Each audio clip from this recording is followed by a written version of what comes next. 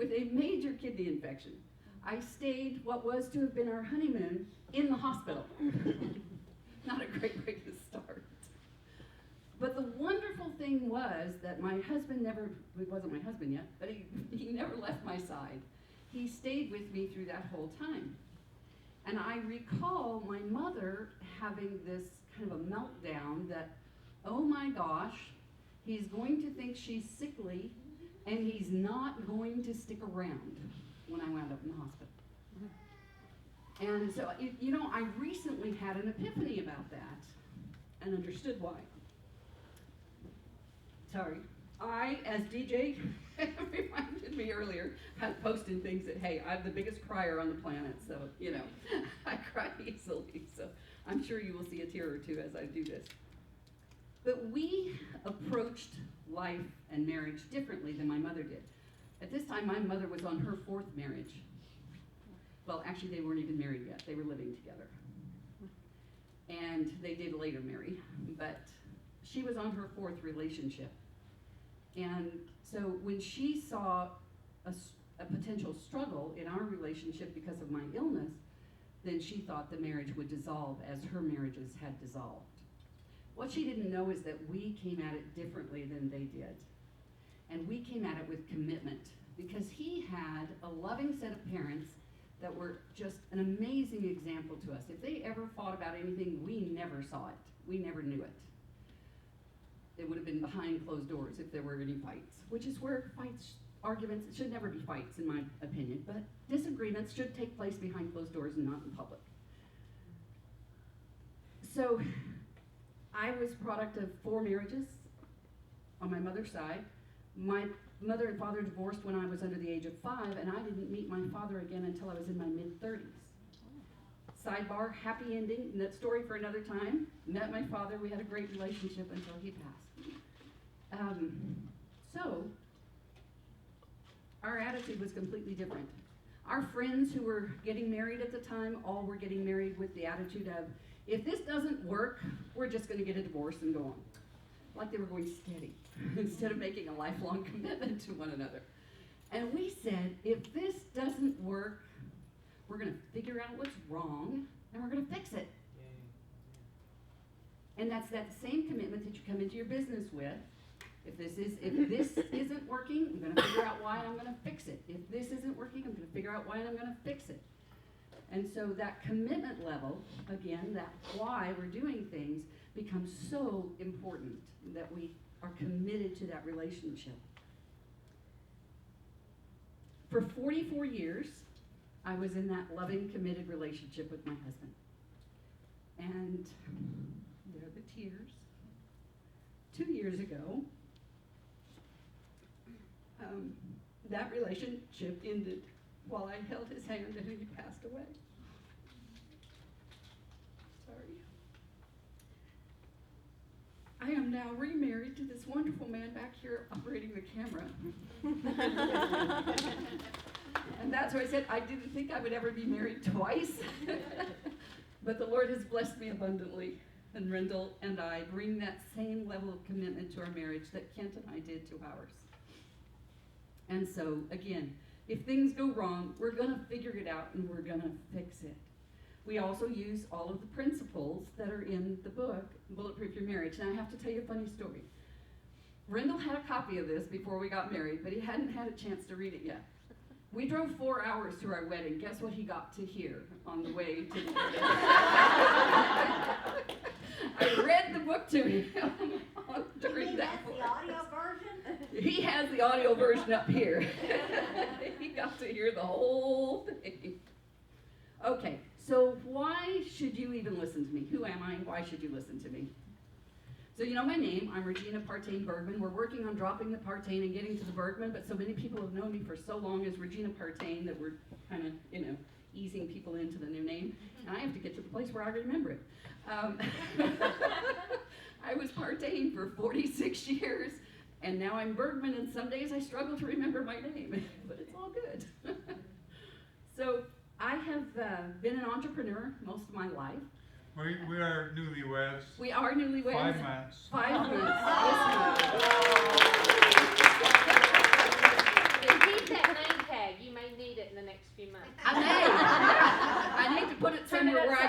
on a visor and I can see it, right? Something that drops down. Oh yeah, that's it, Bergman. Sometimes I have to pause and think. So, I've been an entrepreneur since I was in my early 20s.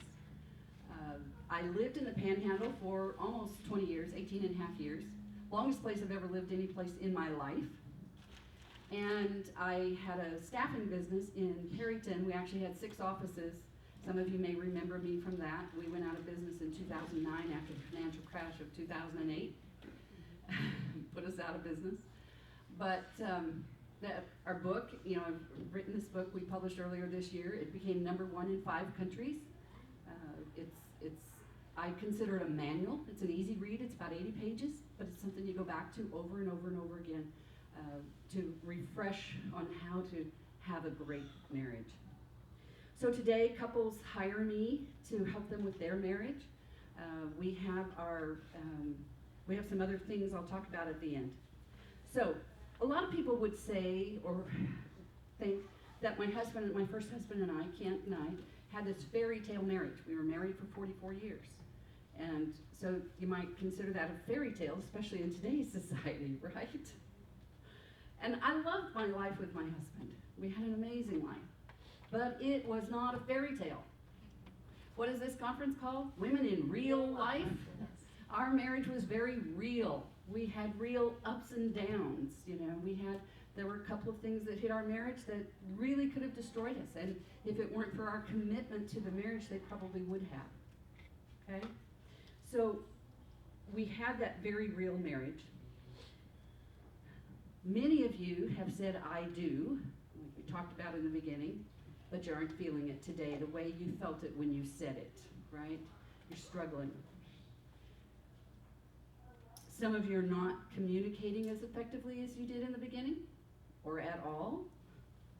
Some of you are building up resentments and distance and feeling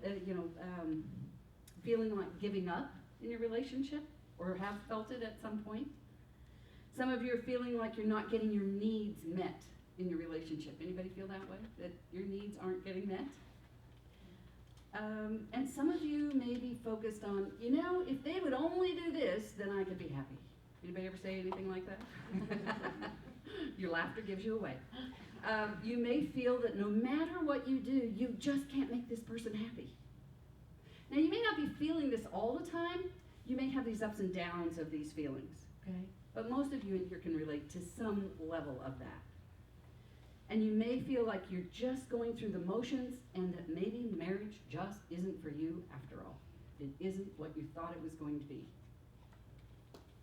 And for many people, maybe not in this room, but for many people, they've lost the intimacy in the relationship.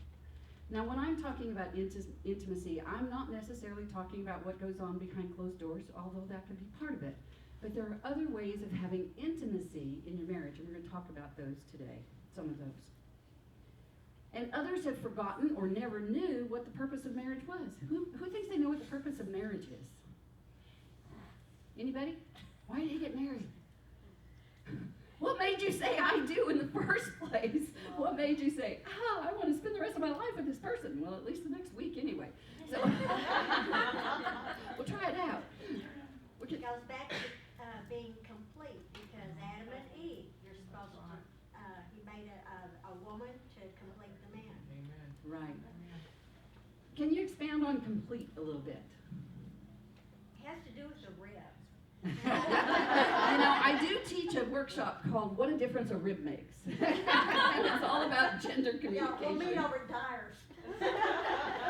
All about gender communication. One person has what the other person doesn't. Okay. And it completes you to have both. Very good. Well put. I read that book. Oh, this one? Yeah. So, if we're trying to complete our spouse, what is the emotion or feeling we want our spouse to have? We want them to be, if you had one word, what is it? Happy. How many times do we lose sight of that in a relationship, that our job is to provide an environment where they can be happy? Our job is not to make them happy, by the way. We think it is. I like that distinction. Oh, it is not our job, nor is it their job to make us happy. No one can make you happy. Okay? But we can provide an environment where you can find that happiness that you seek, being with that person. There are certain things that each gender needs to help them create that happiness in their life. And when you get that and you understand how easy it is, holy cow, life just gets easier because it's simple, okay? It's really simple. So, today, what I want to do is show you some simple, proven, highly effective strategies to understand the significant others in your life, whoever those may be, okay?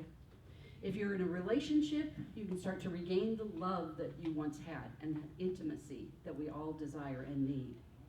I'm going to teach you some steps to help you understand and communicate more effectively with others in your life and rekindle the love between you and your spouse. I'm going to give you everything I can in this time frame that I have. And you're going to walk away with a new understanding of what it takes to be happy in your marriage. Deal? Deal. Awesome. Awesome. I'm also going to introduce you to a few additional resources and how I might be able to support you moving forward. Fair enough? Okay. So, I have Vanna over here at the end of the aisle. I told her she gets to be my Vanna today. This is Bonita. Give Bonita a hand. Yay, Bonita. So, Bonita is going to be our scribe, okay? Because I want you to give me some information. So what I want you to describe for me, and you're just going to shout these out, and Bonita's going to write them. What I want you to describe for me are the struggles in your marriages or relationships today. What are some of the struggles that you have? Financial. Okay? Okay, she's got to catch up with this first. But she did the right thing. Financial. Okay, what else? Communication. Time. Yeah. Huge, isn't it? Okay, what else? Disciplining children. Oh, yeah. Yeah, that's huge. And if you don't get on the same page before the kids get there, you are sunk, right? It's really hard to go back and get on the same page, right? Okay, what else? Other struggles. Honesty. Okay. And these can be things that may not be issues in your own marriage, but you may know, I mean, we all know somebody whose marriage is in trouble, right? So if 1 out of 2 of us are in trouble, we all know somebody who's in trouble. So if you've observed things in other marriages, but they may not be happening in yours, what are some of those other struggles? Addictions. Infidelity. And with addictions, I would include in that pornography as well. That is a huge one that is impacting marriages. Infidelity. Infidelity. There we go. Sorry. What else? Perceptions. Perceptions. Okay. Well, what you perceive that you need or what you perceive is right, your partner may not perceive in the same way. Amen. There's so many things, people tell you, well, I want a big one. Well, what's your perception of big? Is it this big or is it this big? It's just that perception and being sure you're all on the same page. Right. Absolutely.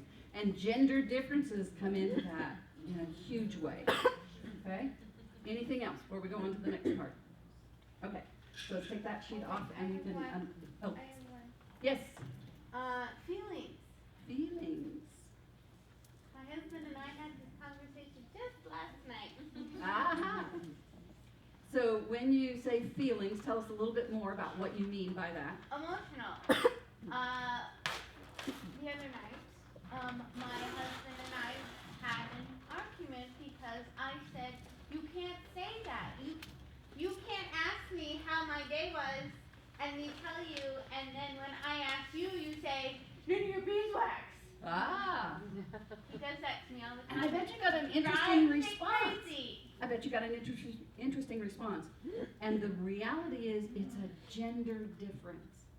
And we think it's our husbands not understanding our needs, which to some degree it is, but it's because of these gender differences. Men don't want to talk about what happened at work because men are constructed to solve problems. We want to tell them our problems, but we don't want them to solve them, right? Any woman in here goes, yeah, we've all struggled with that one, right? Yeah. So when your husband understands that he doesn't have to solve your problems, man, his life just got a lot easier. That all you want is for him to listen so that you can work it out, right? But he doesn't want to do that. What that does for him, it actually physically reduces his testosterone when he has to talk about his problems that he hasn't solved. Okay? Yeah, there's a physical response there. It reduces his testosterone levels. So he don't want to talk about problems. How many of you have noticed that, like over the last several years, we had this huge increase in man cave shows, right? Yes. They need a man cave. Why do they need a man cave? Because when they come home from work, they need that decompression time, not thinking about anything. Watching the television. Those two things, not thinking about anything and watching TV, actually raise their testosterone levels. And then they can face the world better. So if you can give your guy 30 minutes when he walks in the door that he doesn't have to talk to you about anything, oh my goodness, what you've just done for him. Okay? Yes, ma'am. One more for your list, and that's spirituality or Spirituality, yeah. Would you grab that, add that over there? Okay. So, while she's writing that, I want you to be thinking about, when she gets back over, you can give her answers. What would you like that marriage to look like? We know what the struggles are. What would our marriages look like if we didn't have those struggles? We'd have Okay. time, they'd have time for each other. Time for each other. Don't worry about title. Yeah. Time for each other, okay? That's a really important one. And today, it is complicated by our phones, by our TVs, by our iPads, by computers, by everything else. They all complicate that time together. And so we have to learn how to set boundaries for our time together. We're going to talk about time together in a little bit as one of our solutions, okay? What else? Vacation. Vacation. And what's the purpose of the vacation? Time together. Decompress. To decompress, okay? And Enjoy our spouse's company. be together, right? Okay. Yes, ma'am. Date night once a week. Date night once a week. Yeah. What was that? I'd settle for once a month at this point. Hey, cool. My Absolutely. husband and I made a rule. We have to go try a new restaurant at least once a month, and we can't complain about how much it's gonna cost. Very good. Because my husband's a penny pincher. Our rule was we couldn't talk about the kids. Ah, very good. Yeah. Yeah, yeah. Because kids definitely complicate the relationship, right? Absolutely. Okay. You would enjoy being with each other. You would, you really would want to be together. Right. Yeah, you would enjoy your time together. Enjoy your time together. Not just time for each other, but enjoy your time together. Enjoy your time together. Okay. We belong to a widowers group, and we have some that are 50 plus, like me, and then they have widowers who are under 50, young moms, young dads. And one of the biggest things that I hear them talk about, or read that talk about, is they miss the intimacy, the cuddling, just waking up next to your lover, and they miss that. They don't have that. Exactly. Yes. Yeah. My mom talks about that. My dad's been gone almost 11 years, and my mother still talks about Yeah. it. That is the thing she misses the most. She misses the intimacy. Exactly. So I think that needs to So go yeah, on. intimacy. We've got intimacy back. Yeah. So we know these are the struggles. We know this is where we want to go, and so we have to figure out how to bridge that gap, how to get from here over to here, right? So when I became engaged to my first husband, my mother and I went to a coworker's house of hers, and I remember her as being this more mature lady. I was 18, she could have been 35 for all I know. In my mind, she's like 60 or 70, I don't know how old she was. And so she gave me, though, the best advice that I've ever had in my life relative to a marriage. And she stood there, we were in her driveway, and she said, and I mean, this is 48 years ago, 46 years ago. She said, honey, Everybody is going to tell you that marriage is a 50-50 proposition. Don't you believe it. She said, if you are not willing to give 100%, it will not work. Now, my question to you is, how many times have you felt you're the only one giving 100%? Yeah. I will make you a promise. If you feel like you're the only one giving 100%, I can guarantee you your spouse is feeling the same thing, that they are the only one giving 100%. You've lost the connection, you've lost communication. Okay? So when you feel that way, that is a bold alarm to you that, hey, we need to work on our marriage. We need to work on our marriage. Okay? If you plant a garden and you don't tend it, what happens to it? The weeds grow in and then it dies, right? The weeds are that feeling, that contention, feeling like you're the only one giving, those kinds of things, all these things over here, those are the weeds, and we need to pluck those out of our marriage, and we need to nurture our relationships. They need love and nurturance. So I'll ask you a question. Is marriage joy? It can be. Is marriage work? Yes. 100%. Is it both? Yes. It is both. It is. And again, it's not that drudgery kind of thing, but it's nurturing the relationship. So I want to give you just 10 tips real quickly here. I'm just going to run through these real quick, and then we're going to talk about a few of them, okay? 10 things that you can do to be more committed and nurturing your relationship. And the first one is take time for each other. You guys did really good. You made that number 1 on the list. That's number 1 on my list. You need to listen to each other. Do you have that in there? Listen to each other. You need to maintain the intimacy in your marriage. And you may be the person who has to initiate that. And one of the things that Rendell and I do, I'll tell you a couple of stories on us, but one that we do to maintain the intimacy is hold hands. So you will frequently find us holding hands. We say prayers together at least 4 times a day, sometimes 5. Morning, night, meals, whether we get 2 or 3 or we're together or whatever. We always hold hands while we say our prayers together. Brings intimacy into the relationship, makes you want to be with that person. The other thing, I may blush, when we go somewhere, he always opens my car door for me. Whether I'm getting in or getting out, he always opens my car door for me. So I always reward him with a little kiss. That's my thank you to him. That's my way of, and I tease him if we miss the kiss. I say, okay, Naomi. But those are things that keep the intimacy in our marriage. They're just little things. Does it cost you to do that? No. Does it take any time? So little things that you can do to keep the intimacy in the marriage. Limit your time with members of the opposite sex. Now that shouldn't have to be said, but it does. We work together with males, right? And it's very easy, if you're having a problem, it's very easy to share. If you've developed a relationship with somebody at work, it's very easy to share, right? So now you're sharing with a male coworker, or if you're male, you're sharing with a female coworker, and you're getting all the things hearing all the things from them that you really want to be hearing from your spouse, right? And now you're drawn more to this person, and drawn more to this person. Pretty soon they are a part of the problem, okay? Limit your time with members of the opposite sex, both online and offline. I can't tell you how many invitations I get in a week on Facebook from widowers, from men who are widowed or single.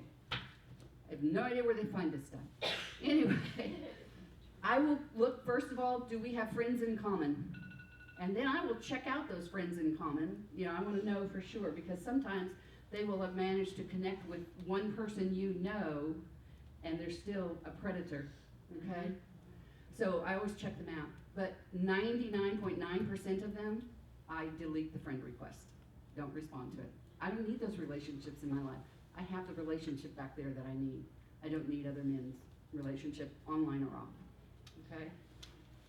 Avoid pornography, we talked about that. That is a killer in marriage.